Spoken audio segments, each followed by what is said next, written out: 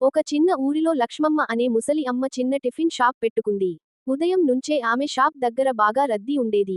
ఎందుకంటే ఆమె వేసే బొండాలు, పకోడీలు, ఇడ్లీ, దోశలు ఊర్లో ఎవరు చేసినా అంత రుచిగా ఉండేవి కాదు.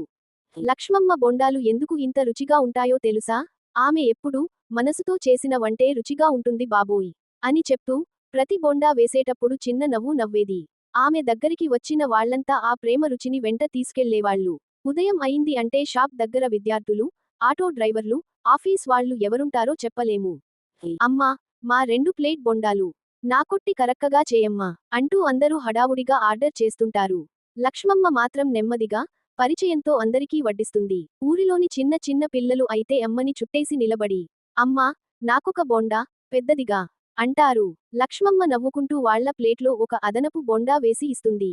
అందుకే పిల్లలు ఆమెను ముసలమ్మ కాదు, మనసమ్మ అని పిలుస్తారు. ఒక రోజు పక్క ఊళ్ల నుంచే కూడా జనాలు వచ్చి, ఇక్కడేనా బొండాలమ్మ షాప్ అని అడుగుతూ రావడం మొదలైంది.